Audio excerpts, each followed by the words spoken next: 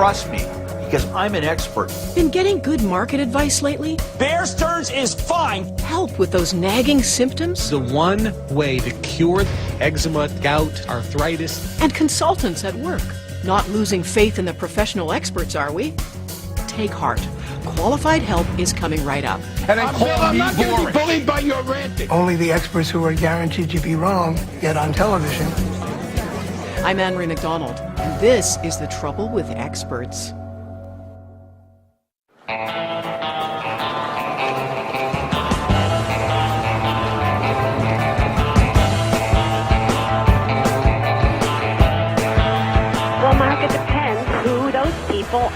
Obviously, I represent experts. We can't live without them. Ulterior motives or using it. There's something sleazy. They tell us how to fix our cars, decorate our homes, raise our kids, and cook our meals. Order them, or you can use small red onions at the shop. They tell us what wines to drink, what art to buy, and what opinions to hold, as well as how to eat right, exercise right, and live forever. If you want to go on a diet, there's someone who's going to tell you exactly how you should diet, and if you want to clip your toenails, there's someone who's going to be an expert in that. Every day, armies of new experts, analysts, pundits, consultants, and other authorities are churned out to fill our needs in the media and elsewhere.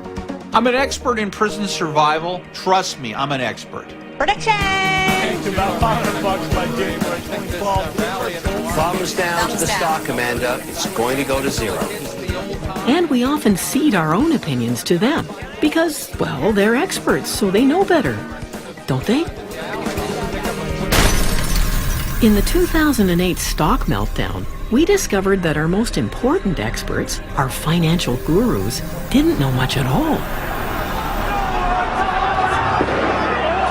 And no expert predicted the recent Middle East revolution, though everyone had plenty to say afterwards. They realize Mubarak is fine. We're going to have an evil empire. So what about all the other experts out there? Should we listen to them? Does having expertise mean you make better decisions and better predictions than regular people?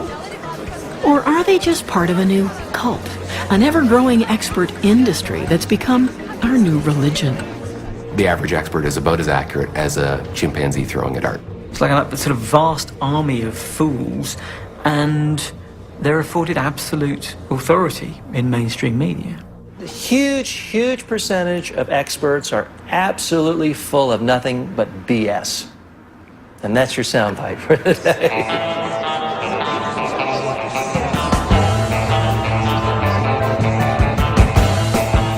It's time to examine the experts and see how reliable they are. And we'll start with the experts who intimidate almost everyone. Wine experts, whose godlike ratings tell us mere mortals what we're supposed to drink to join the fine wine crowd. These experts are among the snootiest of authorities who take one sip of wine and pronounce it to be pecan-flavored with a hint of melted licorice and stone dust. But do wine experts really know what they're talking about? A good place to find out is here in France's Loire Valley. Frédéric Brochet started tasting wine on his father's vineyard when he was just 11. Today, he produces 1 million bottles a year of Château Domaine Empélidé. But Brochet is also a professor of oenology, the science of wine, at Bordeaux University. He says most wine experts can't tell a great wine from an ordinary one, and he's proved it in many experiments. In one study, Brochet asked a group of wine experts to taste 2 bottles of Bordeaux, one labeled as a fancy Grand Cru, the other as ordinary table wine. In fact, the same wine was in both bottles, but 54 of the 56 experts preferred the wine in the better bottle, fooled by what they expected to taste. Lorsque les experts attendent un vin de qualité, alors ils recherchent les qualités. Dans le cas où les sujets attendent un vin de mauvaise qualité, alors ils recherchent les défauts. In his spare time, Brochet is also an expert who consults for Fauchon, Paris's most prestigious wine store. He holds informal blind tastings here too, for passing shoppers and some professionals. And he's been known to switch a bottle or two.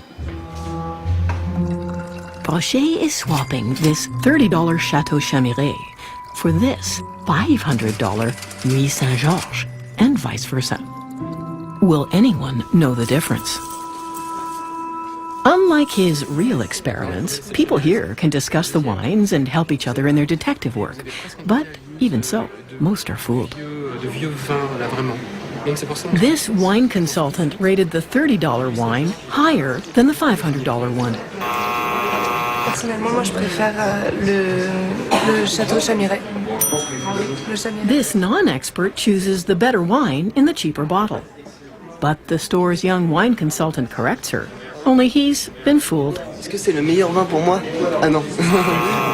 Le Nuit Saint-Georges est un vin un peu plus complexe qui va être apprécié par des professionnels, voire des amateurs avertis. In one famous study, Brochet found that experts can't even tell white wine from red wine. He served 54 other wine experts a red and white wine to compare. In fact, they were both secretly the same wine. Only one was dyed red with a drop of food coloring. Not a single expert spotted the trick. Brochet says it's all about grape expectations. Les seules fois où les sujets perçoivent que c'est le même vin, ils sont complètement naïfs. Parce que justement, s'ils sont naïfs, ils ont moins d'attente des odeurs du vin rouge. C'est des gens qui n'ont jamais bu de vin, en fait. Brochet says no wine costs more than $20 a bottle to produce. And the price of very great wine is largely driven by mythology and marketing. Ce sont les dégustateurs qui, eux-mêmes, créent les différences entre les vins. Donc, nous devons faire confiance à nous-mêmes, c'est-à-dire à notre langue. But wine tasters aren't the only ones dictating our tastes. And in some fields, the stakes are breathtaking. In the multi-million-dollar world of art, it's hard to know which paintings have great value and are worth buying, and which are just imitations. But a good art expert can help you decide, or so you'd think. Only here, too, top experts can be fooled by what they expect to see. This exhibit at London's National Gallery is embarrassing. So disgraceful, these paintings are usually hidden away in the basement. But now they're out for all to see. It's a collection of fakes and forgeries that fooled the museum's experts and curators for decades. The museum is bravely displaying its mistakes for all to see. But it's just a small part of the picture when it comes to art experts being fooled by forgers all over the world. How does it happen?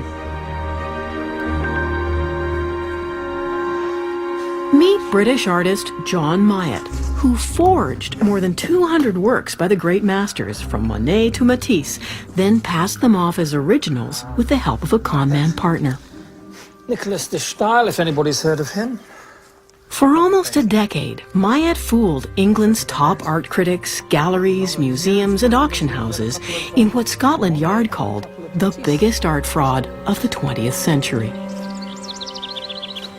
Myatt started forging in the late 1980s by visiting museums to study the style of well-known British painter Ben Nicholson. And I looked at the painting, stood there for about an hour or so until I sort of more or less knew it backwards, went home and painted something along the same lines, and it seemed to work quite nicely.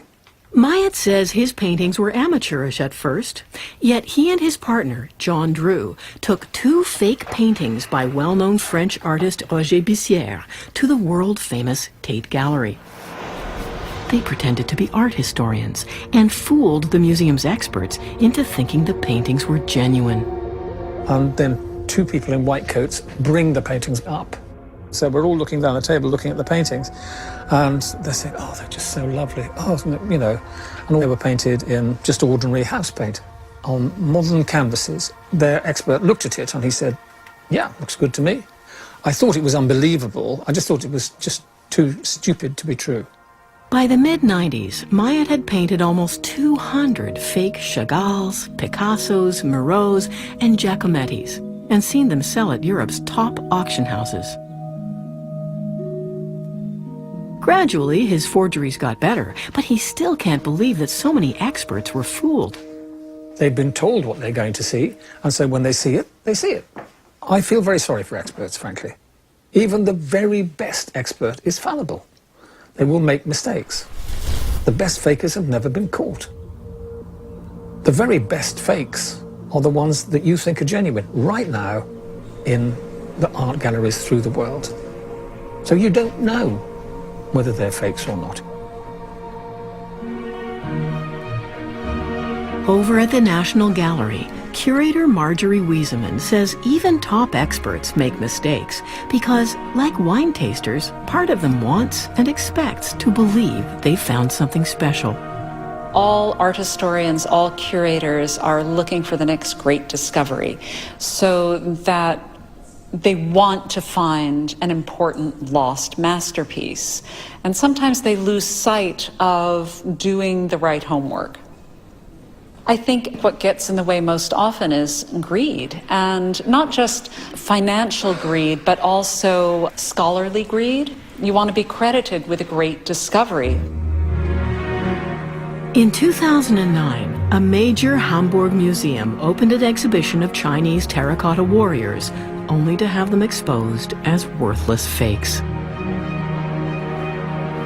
Meanwhile, an art expert who ran a German state museum was duped into declaring that a painting with bold splotches of color was the signature of Ernst Wilhelm Ney, a Guggenheim Prize-winning artist.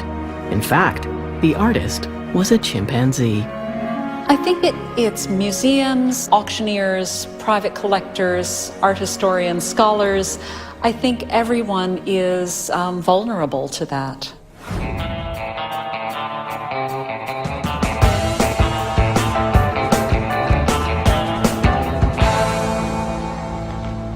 Art and wine may be elusive qualities to judge, but business is made up of cold, hard facts. That's why there are countless business coaches and management consultants whose advice fills bookstores. But what exactly makes them such experts? When former management consultant Matthew Stewart started out, he didn't have a shred of knowledge about business, just a philosophy degree. But his employer gave him a 3-week management course that turned him into an overnight expert. I was an accidental consultant. I pretty much fell backward into consulting. The first surprise for me was that my absolute lack of training didn't matter. I didn't know how the stock market worked. Stewart soon became a jet-set consulting star, traveling all over the world, advising businesses and governments. He explains how anyone can do it if they look the part, in his book, The Management Myth, Why the Experts Keep Getting It Wrong. So, there are a number of simple tips if you want to be an expert. First thing is it's important to be tall. That's always a good way to establish authority. Second thing is to wear bling bling, shiny things. Wear things that show that you have wealth on your person. Drive the right cars, stay in the right hotels. Well, nothing sells like success. That's very important to establish your expertise. You demonstrate your knowledge and your expertise with the result. The fact that you've turned these forces in your favor. Maximize. Minimize. To pass as a successful expert, says Stewart, you have to sound like one too. You do need to master a certain amount of jargon, which meant I dropped a lot of bottom lines and I tried maximizing things instead of making them better. You don't want to say our strategy is based on doing what we do well. You say it's based on our core competences. So that's how you become an expert. In Paris, historian Etienne Auger believes experts are our new priests, and jargon is their secret language. So jargon is going to be the magical terms, like in most religions. Latin, for instance, for the Catholic Church can be like jargon, in the sense if you don't understand it, that the priest does. It means that he's closer to certain powers that you don't deserve to be close to. Matthew Stewart feels that management gurus are an illusion. that the whole field is a dressed-up facade that pretends business is a science run on formulas. There's a notion out there, very important for our economy, that there are these people who have special access to a kind of expertise. It's an expertise in how to organize businesses, how to run the world. And then that creates this opening for people to step forward and say, I am the expert. I know how to run human organizations in the same way that you, sir, know how to build a cell phone or design a building. And yet it's unfounded. But Stewart says if he was a management expert fraud, so are all the rest. You're in a field where the truth is, there are no genuine experts. The field is cracked. The basic idea that there is a kind of science, a technology that you can apply in this field, that's just false. Yet corporations and governments love to hire experts anyway, to cover their assets. Basically, it's a cover your butt kind of deal. If things later on go down the tubes, you want to be able to say you listen to some pretty smart, respectable people, and they were wrong too. If it goes right, of course, then you're a genius, and you don't really actually have to mention all those experts who steered you in the right direction. There's another area where almost everyone is hungry for expert advice. Vitamin D, it is the miracle drug. Pomegranate juice, A new study says coffee is good for your heart. In our health-obsessed society, we look for wonder foods to help us live forever. From miracle omega-3 eggs and salmon to life-saving cereals, packaged more like medicine than food. Pineapple contains a protein-digesting enzyme called... We seek our magic answers from an army of new nutrition experts, diet specialists, and others who give us precise advice on what foods to eat and avoid to stay well or ward off cancer. leafy green vegetables, all good stuff for the sex life. Dr. Ben Goldacre is a well-known British science critic. He says many nutrition experts have even less training and qualifications than management gurus. They've called themselves nutritionists. What's interesting is there's this group of academics who work on researching the relationship between food and health, who also used to call themselves nutritionists, who are now starting to realize they're going to have to change the name for what they do because it's been so devalued and caricatured by the arrival of this new, bizarre profession. Goldacre says professional associations often have such informal standards that anyone can get some kind of official-looking certificate. In fact, he mailed away for one from this nutrition association for his deceased cat, Henrietta, and got it. Which shows you don't have to be a nutritionist, but you also don't have to be a human being, nor do you even have to be alive to be a member of the American Association of Nutritional Consultants. Ready? 3, 2, 1. What do you know? Instead of an explosion, we have a lamp. Dr. Joe Schwartz is McGill University's official science watchdog. The false expert is a huge problem in the science world. Many of these experts, professed experts, really are quacks. The results we obtained with thousands of patients with all types of cancer definitely proves ESSIAC to be a cure for cancer. Did you hear that? The C word, cure for cancer. Studies done in laboratories... They are promoting cancer treatments that do not work. They're promoting dietary supplements that do not work. This food-grade hydrogen peroxide is the one way to cure cancer, to eczema, to gout, to arthritis. To and of course, all you have to do is follow the money to see why they are doing this. Schwartz says another problem is that even respectable experts get hired to do studies with industries that may compromise their research. Once you're getting paid, it's very hard to be totally objective. There's always an angle. You know that the people who are paying you want played up, even though it's never really stated. So any time that there's money involved, I think the expertise becomes somewhat questionable. Ben Goldacre says that endless experts promising easy magic bullets in the media and on the internet just distract us from the long-term behavior we need to stay healthy. I could write, Dr. Goldacre's healthy lifestyle book, like a day-by-day advice diary, and it would say exactly the same thing on all of the 365 pages. You should eat more fresh fruit and veg every day for 70 years. And I'm really sorry about that. You know, I'm really sorry it's 70 years. I'm really sorry that your 5-day detox diet won't work, but that's the reality. And I think if you tell people that their 5-day detox diet will work, they think, well, I can have some chips and sit around watching telly all evening instead of going to the gym. Coming up, yes, there are even experts on experts.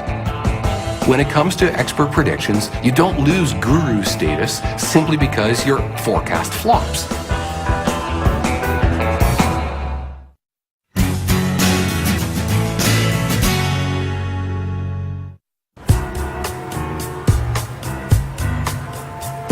Just how widespread is expert misexpertise? Christopher Cerf is a founder of the National Lampoon. Victor Navasky is former editor of The Nation. All right, so where are we going to... The two men direct the Institute of Expertology, a wandering academy that goes wherever experts on experts are needed. Voila, the Institute of Expertology. Got it. Together, they researched a book tracking the great expert predictions of all time. For instance, the stock market has reached a permanently high plateau. Irving Fisher, world-famous economist, just before the 1929 stock crash.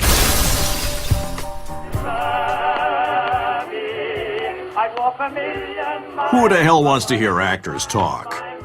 Warner Brothers, 1927. In 1962, a Decca recording executive turned down a music group and said, "We don't like their sound. Groups with guitars are on their way out." After looking at the Beatles, You would think by pure chance that the experts, even if they had no expertise, would be right at least 50% of the time. But we have not found a single expert who was right about anything. okay, maybe he's exaggerating slightly. But in their book of predictions, they show military mavens are no better than other experts. Wellington is a bad general. We will settle this by lunch. Napoleon, before losing at Waterloo. They couldn't hit an elephant at this distance. Last words, General John Sedgwick, U.S. Civil War. Christopher Cerf says that media experts, often known as pundits, have been mushrooming largely because the media needs them for endless 24/7 cable channels. More and more they use the format of having an expert who is on one side and one who's presumed to be on the other, who will have a violent argument right on screen about something. Yes. Oh, yes. Oh, I said it wasn't a good investment. Are there more than two sides to every issue? Suppose one person says 2 + 2 is 7, and the other person says 2 + 2 is 5. Is the truth someplace in between? Is it 6? Science writer David Friedman spent 2 years writing a book about expert predictions and their accuracy in many fields. His conclusion? They're wrong an astonishing amount of the time. Experts are usually wrong. It's that simple. Like, surprisingly, you can actually put a number on how wrong experts are. And it turns out to be, on average, roughly 2/3 of studies in the top medical journals end up being wrong. And he is talking about respected academic experts. But today, we're told to get an expert for almost everything. We need an installation expert to set up our TV system, and a color specialist to paint our walls. Right now, grays are popular. And a relationship expert to sort out our marriage. You should not be deceitful, and when you're married, you're married. And Not to mention the experts we trust with our money and our government finances in a supposed science that's actually bogus to look at the results. Economists have studied the wrongness rate in economics journals and have concluded it's very close to 100%. Virtually all of the studies published in economics journals are wrong. When the economic bubble burst in 2008, Canadian William White was the chief economist for BIS, the central bank for government banks everywhere. Now in Paris, White says even the world's top financial experts couldn't see past their own pet theories. I think the experts over the course of the last few years have done a terrible job. They thought economics was a science. The fact of the matter is that economics is not a science. Economics is highly dependent upon human behavior. It would be a lot better if experts were to start off by recognizing how little we know about the functioning of the economy. But being wrong doesn't affect your expert status, says this author. When it comes to expert predictions, the rule is heads, I win, tails, you forget we had a bet. You don't lose guru status simply because your forecast flops. Gardner points out The Economist magazine once ran an experiment comparing 10-year forecasts about the economy and inflation predicted by a varied group of experts. And among these individuals were corporate CEOs, economists, some very esteemed people, and also some London garbage men. And 10 years passed, and at the top of the table were the London garbage men. Meanwhile, the reign of error continues, from trivial decisions to the biggest purchase of our lives. Nice. Awesome. Give me a top, so I've got... Meet Mike Holmes, the Canadian TV star who's on a global crusade to expose experts who do shoddy work in home renovation. His latest TV series has a new target, home inspectors. And then there's a homes inspection.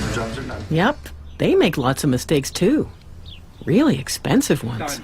Line here, done. Today, Holmes' crew is filming this Toronto house. It was purchased for $280,000 after a home inspector expert gave it the A-OK. When problems started, the owner turned to Holmes, who discovered it needed almost $200,000 more in repairs. Holmes has seen lots worse. All the plumbing is done. We're just waiting on the... But he says the real problem is that home inspectors are seen as highly qualified experts, when many have little or no real expertise.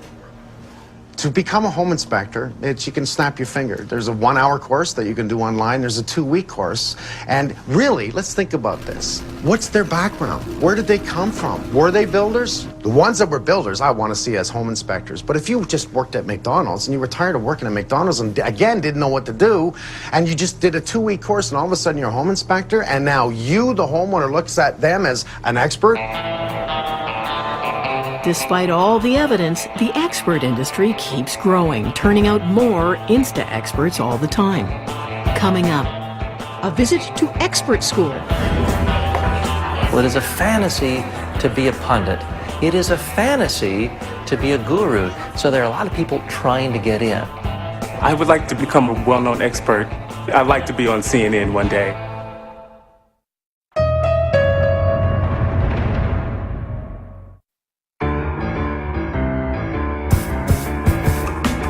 The expert industry keeps growing, partly because manufacturing experts has become a whole new business. There are people who claim they can turn anyone into an expert in just a few days. Yes, even you. Welcome to Expert School. Best. When that light went on and the camera went on. TJ Walker teaches people to look and sound like a TV expert in days. Just imagine if I came out here today. I'm going to really coach you how to be great on your image and really impress people that you're the world's greatest expert. What are you noticing? Well, at least it's not your fly.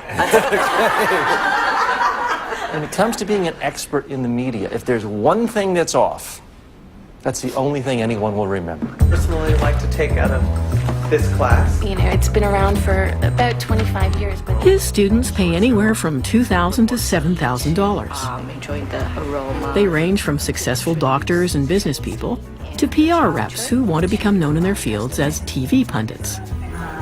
Like Sarah Harding, a former Miss Fitness trying to get known as a TV exercise expert. Absolutely, I would love to be an expert. I want people to see me as an expert in my field of specialty. I would like to definitely become more of a well-known expert in the short sales arena. I'd like to be on CNN one day. I'd like to become a sports psychology expert that goes on to news shows and sports shows to discuss sports psychology and how it impacts athletes. TJ says there's an enormous hunger for experts because of the massive growth of cable TV. There's a huge need for pundits these days for one reason. It's cheap. The cheapest thing to do is to have an opinionated host and bring in a couple of opinionated people, one on one side of a debate, one on another, and it's virtually free. And it is a fantasy to be a pundit. It is a fantasy to be a guru to many people. It's a very attractive career option. It can be intoxicating. So there are a lot of people trying to get in. We are looking at... TJ says you can become an expert by writing a book or having a degree in something. But the easiest way is just to get some media training and then some exposure. Because once you're on TV once, you're seen as an expert, and print and radio will want you too. All right, what's the easiest way to get quoted? I guarantee you'll get quoted this way. The easiest way to ever get quoted is this. That's right. Attack. World, blame everybody else in the world, and then call me boring. I'm not going to be bullied by your ranting. TJ's golden rule is never sound uncertain. The more absolutely sure of yourself you sound, the more likely you are to make a career as a TV expert. So always say always, and always say never, but never say maybe. Anytime you can state something with finality, absolutely, always, must, he has to do this. Anytime you can do that, they're going to quote you again and again and again. So another classroom of premature pundits marches out to sell certainty. Part of the growing army of experts who are just experts at giving opinions. A Berkeley professor is the world's leading expert on experts. He's been scrutinizing experts closely for 20 years. Professor Philip Tetlock followed 300 top government and media experts over 2 decades as they made 82,000 predictions. These included political predictions about world events. Questions like, will the Soviet Union collapse? Will Germany be reunited? Will Quebec separate? The results? The experts barely did better at their forecasts than monkeys throwing darts. That's like random guessing. And the more well-known and certain the experts were, the more often they got it wrong. The very worst experts, the experts whose predictions were furthest from reality, had very strong opinions. The formula for getting it really wrong is to have very strong opinions, to be unwilling to revise them in response to new evidence, and to be willing to make predictions that go out far in time. We're going to see depression-level unemployment rates, 22, 25%. $200 a barrel oil. Bear Stearns is fine. Do not take your money out. This is real. If there's one take. And when you have the combination of all those things, you go off a cliff. We get the experts who give us the wrongest answers and give it to us in the most certain terms. They're the ones who get quoted in the mass media. We hear the most from them. They're the wrongest. So if you're actually thoughtful and admit that there are many sides to an issue, you don't get hired and you don't get heard, and you're not an expert. So more and more, because of that process over many years, only the experts who are guaranteed to be wrong get on television. If we were a lot smarter about it, if we wanted better answers, we'd look for the very unconfident expert, the expert who is stammering and wondering and constantly contradicting him or herself. I think boring experts probably, as a rule, are more right. In almost every field we examined, we heard similar praise for the unsung, uncertain expert. When you have an expert that is absolutely certain, for me, that's when alarm bells go off, and I automatically say, no, there's something wrong here. I want to find out more. I think real experts should appear more uncertain, particularly in the area of economics. Of course, it's hard to work your way up the career ladder like that. But Matthew Stewart says certainty is exactly what business consultants are selling. Maybe that's why I don't particularly like the expert business. I mean, I'm always questioning myself, and I'm riven with self-doubt. The laws of physics are predictable, but human behavior is too complex for anyone to accurately predict. Yet in uncertain times, we crave certainty in our lives. Is there any area where you can be a successful expert and admit to being uncertain?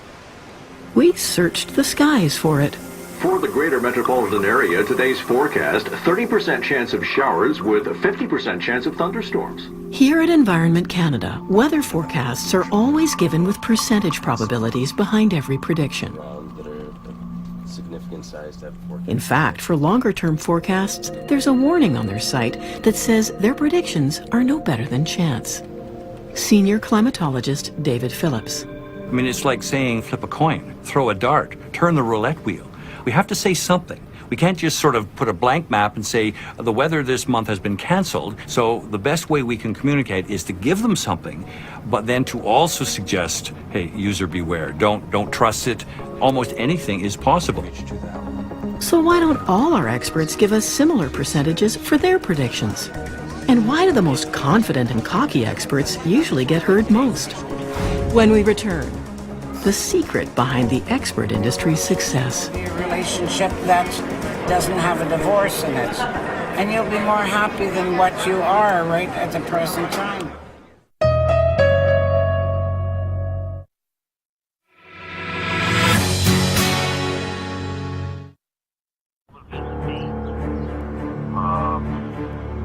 And I don't know where else to turn. I'm in my mid-50s, I'm white, relatively well-to-do. I mean, I don't know who the hell I'm going to get stuck in prison with, you know? I mean, are these people rapists? Are they murderers? The effect on my family has just been horrible. Well, you know what? I'm an expert at this. You've been to my website. You know that I did 10 years. I did all the custody levels. I'm going to be blunt with you, Mark. You're screwed, but we're going to do some damage control. Meet Larry Levine, the latest addition to the expert industry. Larry is an ex-convict, but now he advises terrified white-collar criminals about what to expect in jail. He's a prison expert who gives a crash course called Fed Time 101. Don't go to the showers in the middle of the night, as an example. Don't go places alone. Not necessarily the other inmates you have to worry about. You got to worry about the staff. When I tell you about what's going to happen on the inside of a prison, on the other side of the fence, you need to trust me, because I'm an expert. Who can say whether Larry's assured expertise really works? But many clients are desperate to believe him because they're scared and there's nowhere else to turn. And that may be why we all turn to experts. We live in a hectic world with endless, bewildering choices, and we are too overwhelmed to work things out for ourselves. So we seek advice on how to live our own lives and find it in many new preachers, from personal trainers cardio workout, the therapy that to sexperts and parenting experts. to go and use the potty. It will just create more anxiety. Remember this all. Our growing dependence on experts just creates more of them. I think we're too easy on ourselves if we caricaturize this process as being about exploiters and victims. I think it's much more interesting than that. I think it's that we want to have these experts, and there are people who want to be experts, and we're all playing this game together. We want someone to come in and say, don't worry anymore, do this, and it will get better.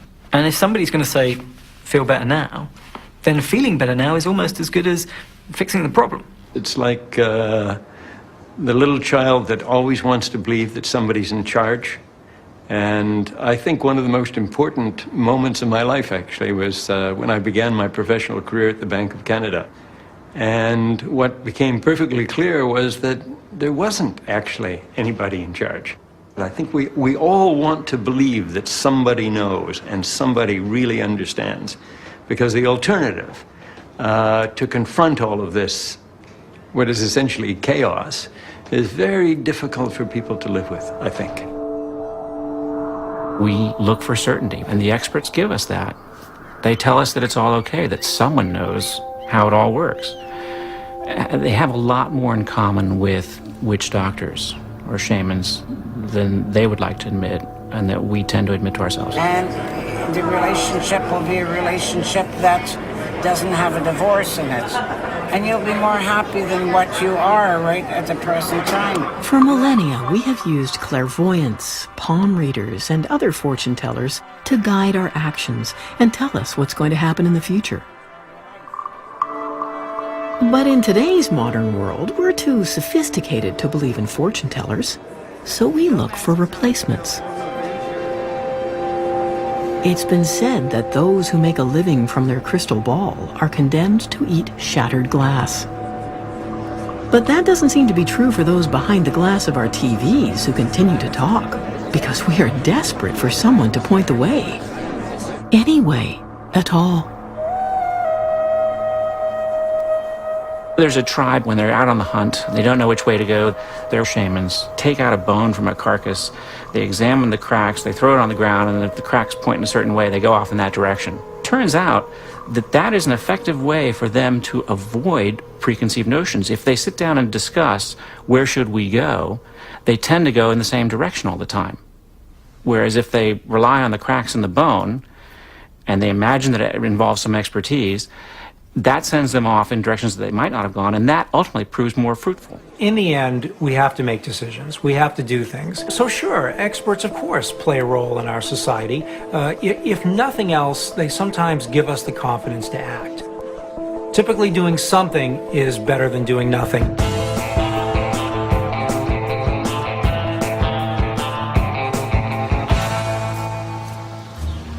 Back in England, forger John Myatt was finally caught by police and sentenced to a year in jail. But when he got out, a surprise was waiting. The Scotland Yard police inspector who'd arrested Myatt hired him to do a family portrait. And so did the prosecutor, and some court officials who appreciated his unusual talents. Today, Myatt makes a good living, selling his forgeries honestly for Legitimate Fakes Limited. He's painting this fake Monet for Ronnie Wood of the Rolling Stones, whose face will appear on one of the figures. But Myatt is still fooling the experts. Police think 120 of his 200 fakes are still in circulation with private owners, art dealers, and perhaps museums who value them. And Myatt would just as soon leave it that way. If they do own it and enjoy owning it, and everybody thinks it's authentic, including the experts, then why on earth would anybody want to come along and say, oh, I painted that? So perhaps there is some benefit in getting the wrong advice from experts, if the result leaves you happy. Then again, there's definitely an expert out there somewhere with a totally different view.